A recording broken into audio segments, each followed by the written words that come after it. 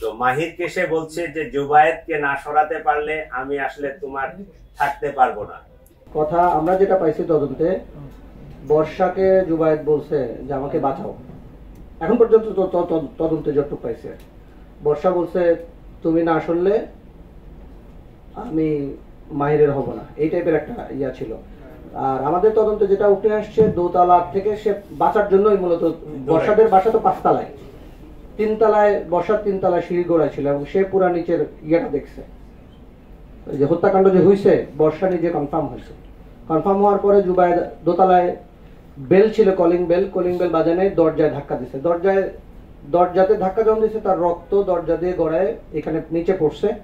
আর একটা ইন্টারেস্টিং ইয়ে হলো, দোতলায় যিনি ছিলেন ওনার ওজন অনেক বেশি। আপনারা ইয়া করলে দেখবেন যে উনি অলমোস্ট 150 কেজি ওজনের এক ভদ্রলোক।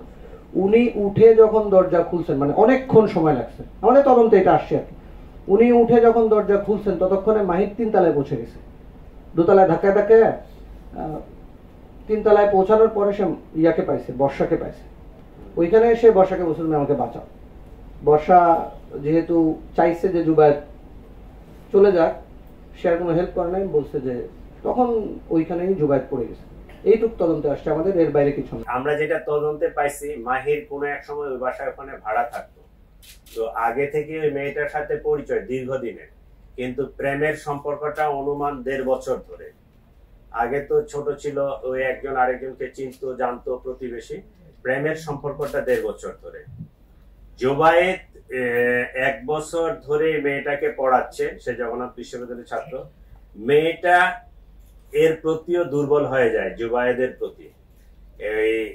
এখন তো ওই যে মাইন্ড হচ্ছে টিল্টিং, যখন মাহিরের কাছে যায় তখন মাহিরের, যখন জুবায়েদের কাছে যায় তখন জুবায়েদের।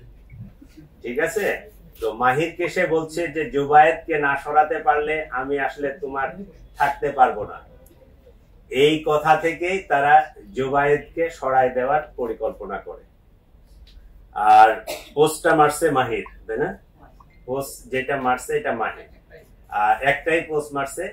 এবং এই চাকুটা আইলান এবং মাহির দুইজনে মিলেই কিনছে, দুইজনেই ওখানে ছিল। সম্ভবত 2টা চাকু ছিল, দুইজনের কাছে 2টা চাকু ছিল। পরিকল্পনা ছিল যে আইলান, মাহিরের যে বন্ধু, সে পিছন থেকে পোস্ট মারবে, কিন্তু সে পোস্ট মারে নাই। ওই মাহিরেই নিজেই তার চাকুটা বাহির করে ওই সে গলা বাম সাইডে না ডান সাইডে এই জায়গাটাই পোস্ট মারছে।